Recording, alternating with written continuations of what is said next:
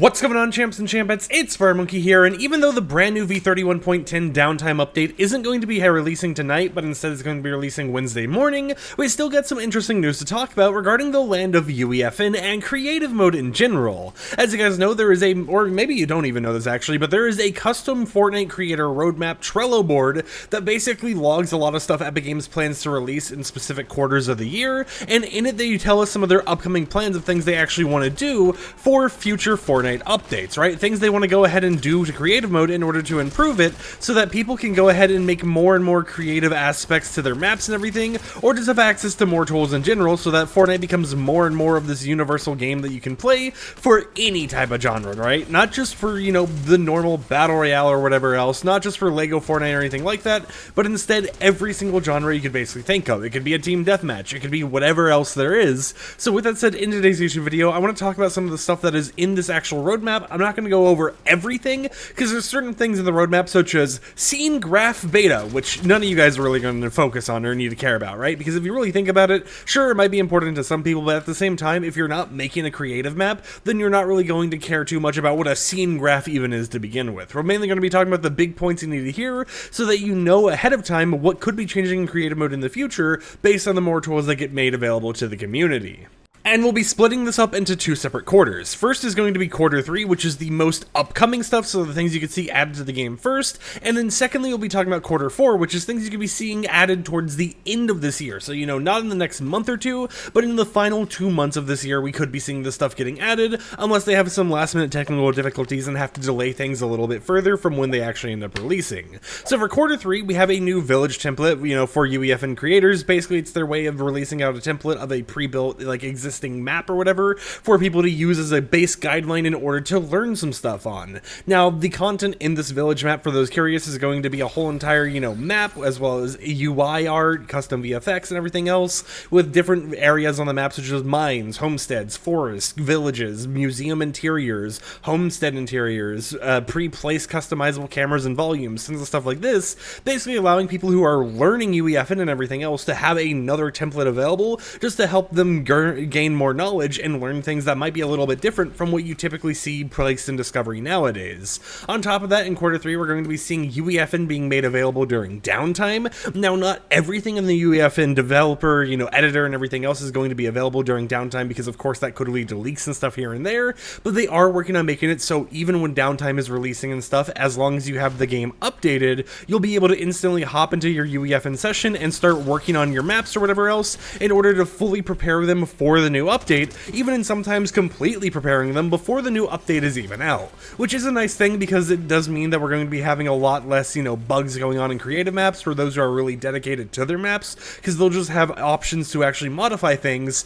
before anyone else is able to actually play their game normally. So, you know, just a nice little benefit right there, and it is a massive thing if you think about it. Being able to use a portion of Fortnite even when the servers are down is just something that I wouldn't be expecting people to really be having access to too often, but I mean, hey, more benefits to the player is just more benefits that end up making the game more polished overall for everyone else. But in terms of publishing tool changes for quarter 3, they're going to be giving us improved analytics, so, you know, if you're someone who releases a map or whatever, you'll have more information regarding how well your map's performing, how much money it's going to be making, all that type of stuff, where the money's coming from, how many people are returning to your map, stuff like that. It'll just give you more detailed info on, and they're working on personalized discovery. Now, we've already seen this kind of put in place already with how they have, like, the recommended for you section and even, like, the whole entire liking a creative map or whatever else in order to recommend it to your friends. They're working on making that even better so that it's more personalized and gets more and more new and updated content added to it as it continues evolving over time. Basically meaning that the Discovery tab is going to end up showing you things that it thinks you would want to play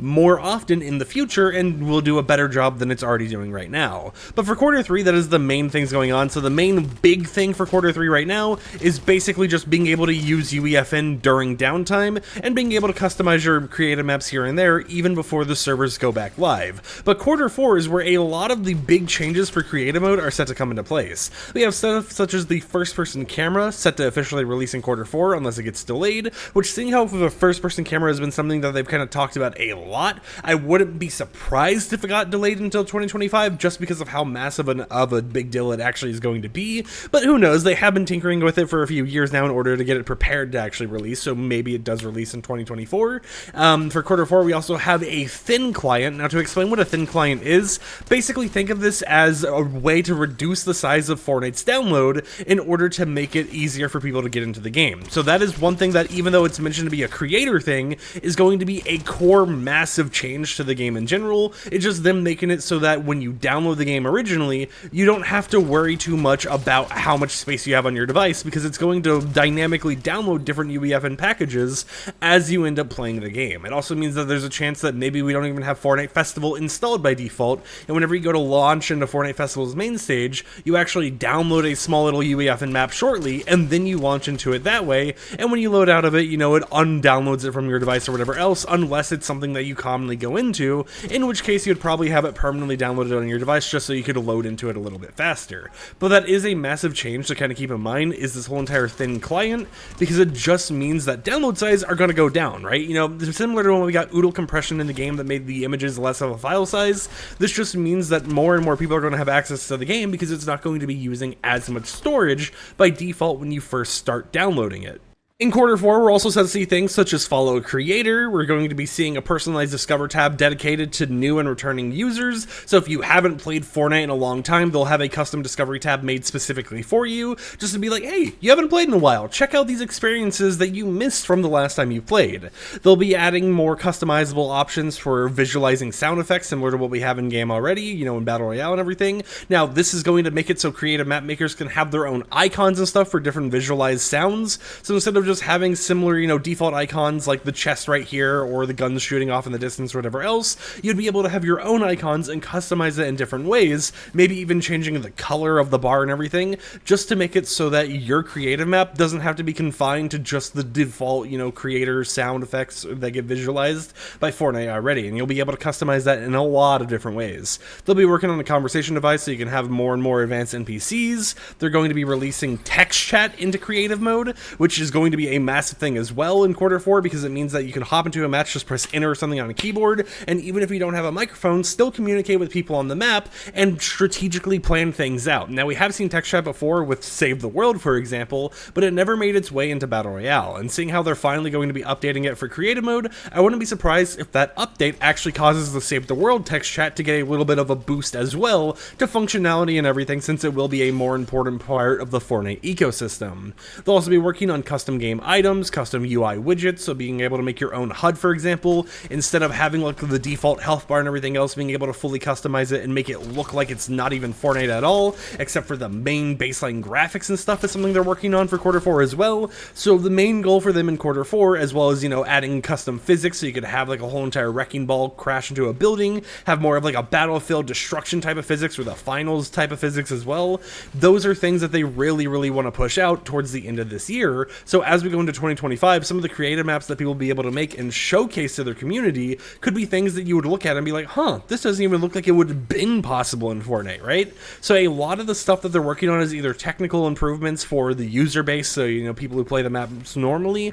or people who use the discovery mode thing, they want to make sure discovery is nice, or they're technological improvements made for creative map makers themselves so that when they go to make their maps, they have more tools available, they're able to use more unique things that normally you wouldn't be able to do in creative mode to begin with, and they're able to make experiences that kind of blur the lines between Fortnite and their own standalone like AAA games or something. So I'd love to hear in the comments down below, what do you think about all these changes coming to Fortnite for Q3 and Q4? Of course, most of the changes I've mentioned, you know, all the big ones like text chat or first person mode, those aren't set to come to the game right now. They're set to come to the game in the final 2 months of this year, but, you know, at least for Q3, we know they're slowly getting some of those stuff out, such as being able to use UEFN during downtime. So it is nice to see that these are some of the things we can look forward for when it comes to the future of Fortnite and the future of the player-made creativity. Because once we get some of this stuff added, you know, even like follow a creator or whatever else added to the game where you're able to follow your favorite map makers, it is going to be a completely different landscape out there, and I wouldn't be surprised if we start getting more and more quests related to playing some of these creative maps that people are making, right? Because I've already seen people remake like body cam, for example, in Fortnite,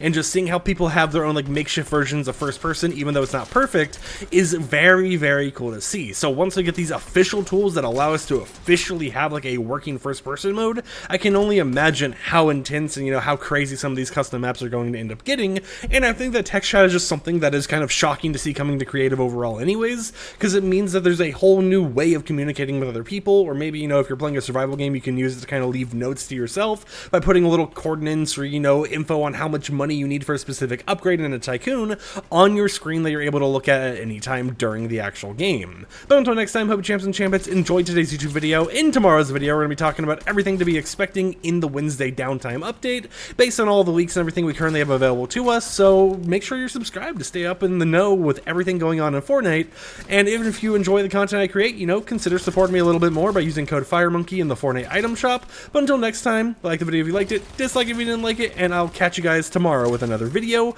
once I eliminate these bots real quick. Let's just get that boom out of the way. Alright, peace out.